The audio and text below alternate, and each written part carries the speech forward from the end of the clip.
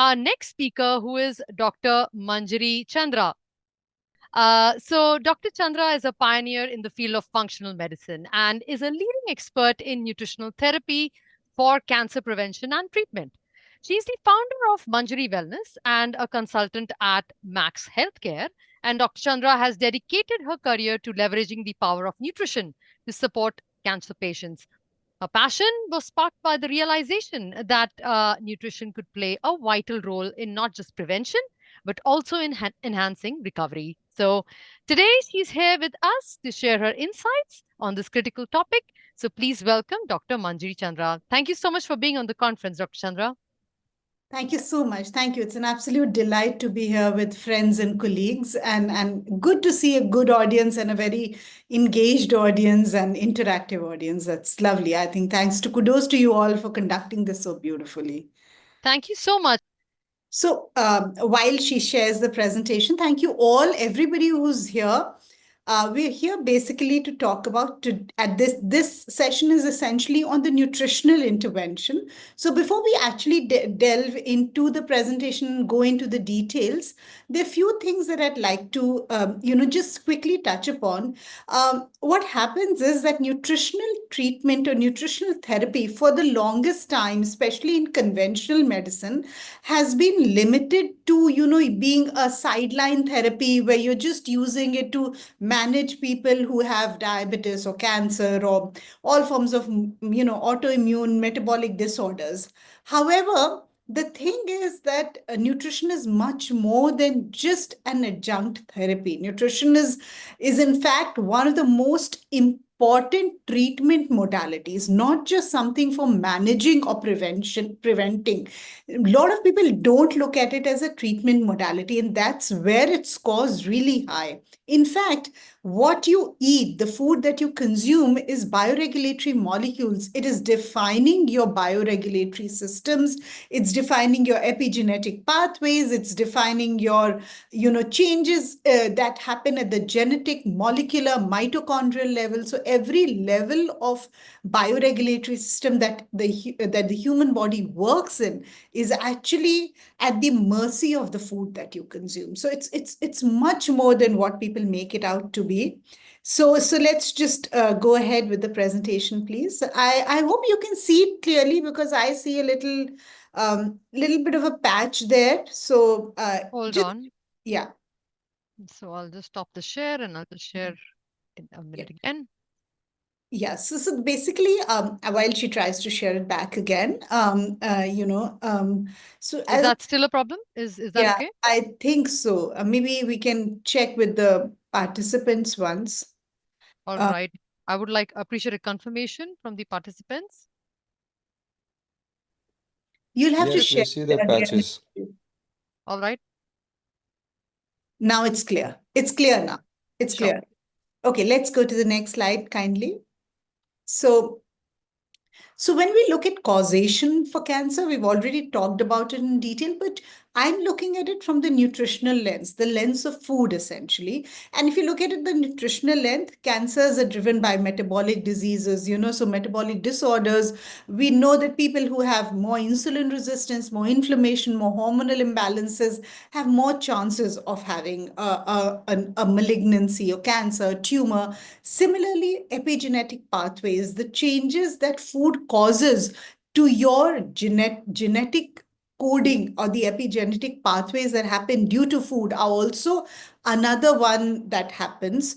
And we'll look into how that happens really. What are the pathways that get affected with what form of nutrition consumption? Then there are genetic changes. There are a lot of food items that we consume or additives and things that have been added to our food that cause mutations in our DNA. They also are carcinogenic food. So they have the capacity to change our oncogenes and make them more potent in terms of proliferating tumor.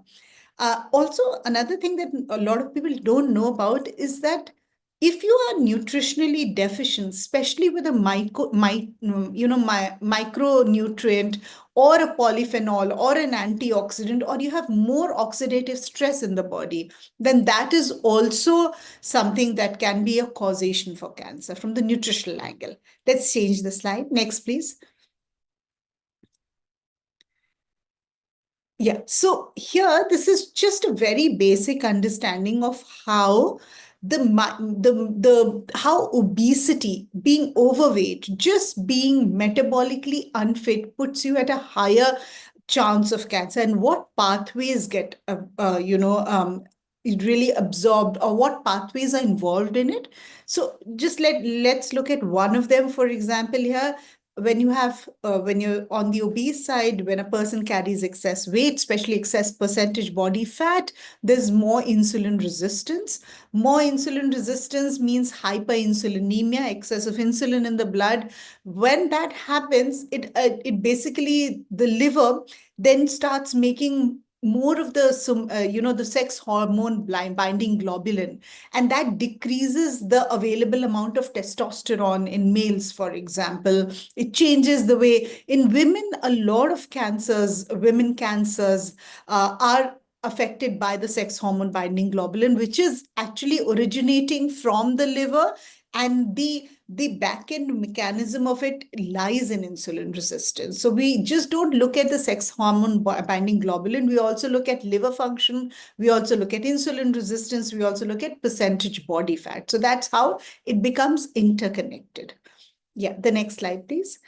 This is similar to that, what we were discussing before it. Just one thing here that you can look at, that obesity is also one of the reasons why there'll be more cytokine storms, while there'll be more inflammation. All the inflammation markers that we know of become they increase in a person who has much higher segmental, visceral, ectopic, or even subcutaneous fat for that matter.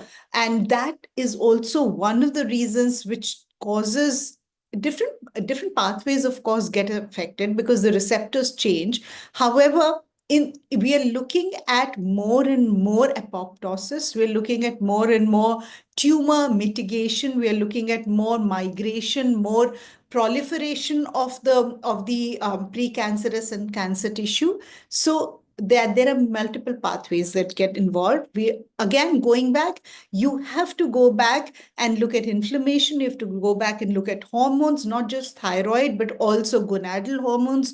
You have to go back and look at leptin and ghrelin, and also look at inflammation and its markers. And these are also an important, in fact, these are what will eventually end up into cancer. So if a person is able to control these things, is able to manage his weight, is able to keep his percentage body fat under control, keep inflammation low, not allow insulin resistance to become rampant, and keep generally the markers low, that becomes a seed for not having active tumor or more proliferation of abnormal cells in the body.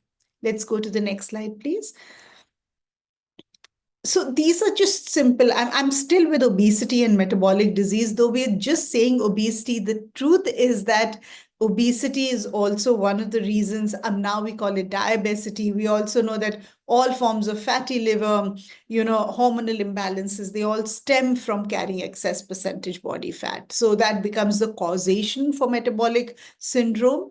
And many of the cancers that we know of, especially women cancers, breast, ovarian, uterine, these are directly correlated with obesity and being overweight. Yeah, let's go to the next slide.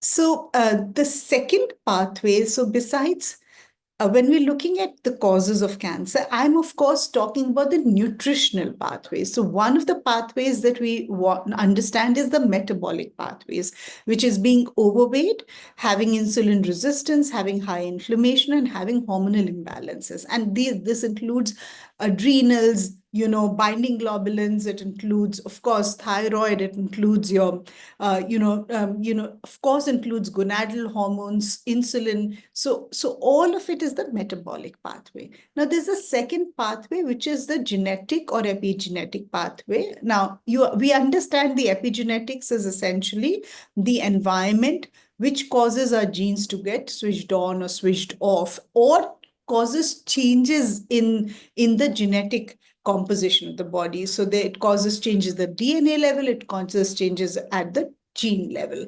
And if you look at the epigenetic alterations that are caused by, most of it, of course, is driven from inflammation and infection. Nutrition, food is a big contributor. We'll talk about how. And then, of course, aging is also one of the reasons why there are changes in the DNA. So now this DNA changes or changes, the epigenetic changes related to cancer largely can be grouped under DNA methylation and histone modification. So changes in the methylation pathways and changes in, and of course, alteration in the histone pathways. I'm going to give you some examples of DNA methylation, changes their hypo and hypermethylation and how it becomes the cause for many cancers and which nutrients get intervened in those pathways. So the next slide, please. So to understand, we're looking at first methyl donors. So there are nutrients, especially the B complex vitamins, which are essentially methyl donors and cofactors, and they contribute to DNA methylation. And if you have sufficient amount of these nutrients through the right type of food, like you see folic acid, B6, B12, a lot of us are deficient in vitamin B12. The less we talk, the more we talk about it, the less it is still. A lot of us are also deficient in choline, pyridoxine, many other B vitamins. And these B vitamins are methyl donors and cofactors. So they are essential for appropriate or optimal DNA methylation. However, if there is over or under methylation of the DNA, then both of it can be causation for cancer. So let's look at those examples, please. Let's go to the next slide. So these are highly studied examples of DNA methylation. So if you look at hypomethylation, in hypomethylation, some of the common cancers are, of course, prostate.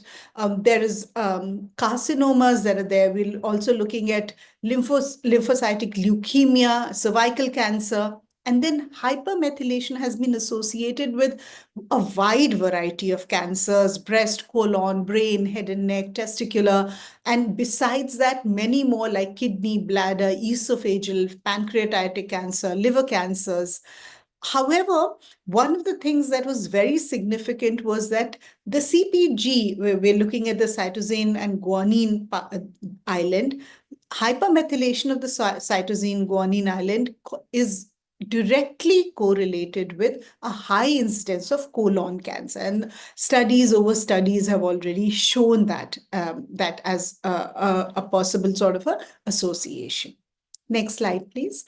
So this is so we already understand that what we put into our body. Now, we're dividing food into two parts. One is, of course, food which is obesogenic, food which is not, which is inflammatory, food which is really hurting your body, keeping your body inflamed, and also is highly processed and it's really made from things that are not right for our physiology. So when you consume them, you of course know that there's a metabolic syndrome attached to that, which is diabetes, hypertension, dyslipidemia, fatty liver, and so on and so forth. However, the way we consume the right form of nutrients, for example, folic acid, short chain fatty acids, the propionates, butyrates that we know of, when you consume these things and many other micronutrients, which are not just essential, but also are great to ensure that the genetic modifications that predispose us to not just metabolic conditions, but also cancer don't take place.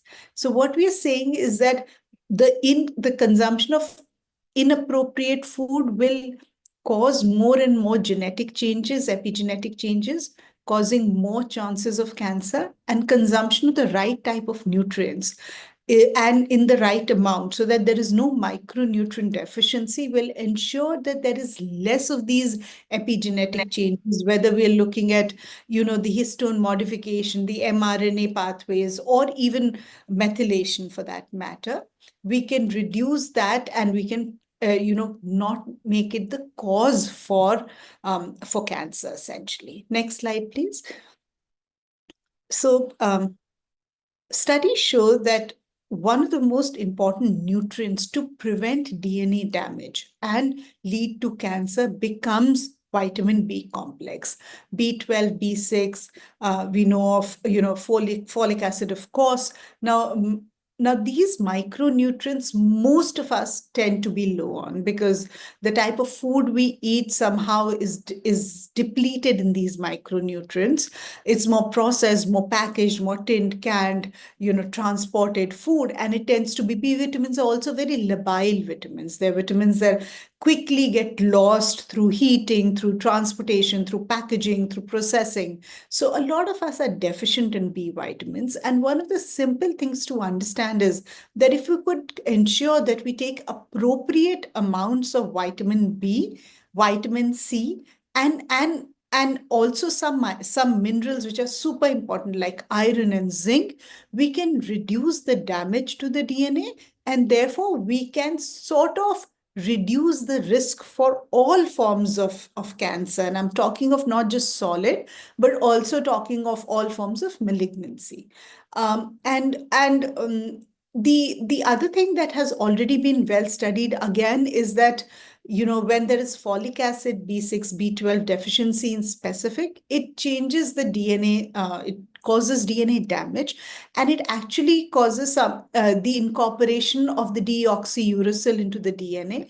One of the things that is primarily responsible for DNA breakage and for promoting more tumor formation. So more tumorigenesis and happens when there is more deficiency of the B complex vitamins, and specifically we're talking of folic acid, B6, and which is B9, B6, and B12 today, methylcobalamin. Now, just go back a bit, please. Sorry. Although this is a very extremely complex system to maneuver, the deficiencies of minerals and vitamins and how they impact cancer and increase the risk for cancer. This is a very complex system, but there are certain formats that have already been studied extensively and established, which is what we were talking about, which is zinc, iron, and the B complex vitamins. So therefore, one of the simple things to reduce and have a significant impact in the community to reduce cancer risk is to ensure that the micronutrient deficiencies don't happen. So if we are fortifying our food, we're improving our dietary intake, we take, if required, minerals and vitamins, supplements as and when prescribed, they can reduce the overall impact on the cancer risk that we see in the community today. And just a very staggering statistic, if you see here, this is recent data. And the data, this was, of course, the CDC and the National Cancer Institute. They've analyzed multiple types of cancers. And out of all the cancers that were analyzed, 55% of all the cancers that happen in women and 24% of all the cancers that happen in men have been directly associated with being overweight and being obese. So just being overweight and obese puts you at a very high risk. If you're a man, your risk increases by a quarter. If you're a woman, your risk increases by half, almost 55%. So this is a very important, statistic which was a large, huge research that was collated, and I think it's therefore very important that if we are able to have this dialogue around cancer, because most people do not still associate general metabolic syndrome and obesity with cancer. They only look at it as a carcinogenic food. They also don't associate micronutrient deficiency with cancer. So these two takeaways here, actually, one, ensuring that people are not micronutrient deficient, and having that, that dialogue in the community, and people being explained how the weight they carry is putting them at a very high risk of cancer, is also a dialogue that I don't see happening a lot. The next one, please. So this is essentially, again, a huge randomized trial, and it shows what happens. Now, multiple types of cancers and micronutrients were sort of put in a graph here to understand the correlationship between one, too much of that micronutrient or too little of that micronutrient. And if you can see for a few examples here, for example, if you look at vitamin A, for example, retinol, you can see very clearly that the vitamin A levels, when they are optimal, they reduce the risk for liver cancer, for cervical cancer, for even brain and neck cancer. So similarly for many others. So these are established things that have already been proved that the outcome for cancer and the association with micronutrients is very much there. It's slightly complex. But the beauty of this is that if everybody eats well and is able to take the right type of minerals and vitamins on a daily basis and is not micronutrient deficient, the predisposition, the risk is mitigated to a large extent. I'm talking of cancer, of course. The next slide, please. Now, Now, let's talk about foods which directly are causation for cancer. There's a lot we are doing to our food, which is making it more carcinogenic. Cooking our food really improperly. For example, glycation and glycation products, charring of food, acrylamide. We'll talk about what it is, the utensils that we use, although studies are mixed, but Teflon, all forms of, coated utensils that we use, aluminum that we use in cooking, food packaging, especially with cling film and plastics and aluminums and hot food being packed in tin lines or in aluminum foils, food additives. A lot of what is added to packaged, processed, tinned, canned food, which looks like an emulsifier or a flavor flavor enhancer, or looks like something like a non-calorific sweetener. It also may sound like, just like a stabilizer. All of these are food additives, and a large amount of them have been known for neurotoxic and carcinogenic effects in the body. Of course, how much you consume is important. Having said that, I mean, the way we eat packaged processed food, especially the way children eat it, considering that children are in their growing age, the impact is huge. Non-calorific sweeteners, there's a lot being said about aspartame and all forms of, non-calorific sweeteners, which have carcinogenic activity. And there are, of course, animal trials there. Styrofoam, cling film, plasticware, things that we just use on a daily basis, not realizing that these are when you do it repeatedly, you're increasing your risk for cancer. Adulteration, especially of our spices, of our milk, of our eggs, of our poultry, pesticides, insecticides that we use in fresh produce like vegetables and fruits. These are all common examples of things that may cause carcinogenic activity in the body. And this is what we've done to our food as part of, the way we consume food now in an urban setting, especially with the FMCG companies coming into food. And of course, also, adulteration happening at various levels. There is multiple levels where adulteration is happening. So yeah, next slide, please. So I just wanted to quickly touch upon acrylamide. So, acrylamide was actually, it's a listed industrial chemical, and it has potential carcinogenic properties. Now, that is the listing of the substance when it's an industrial chemical.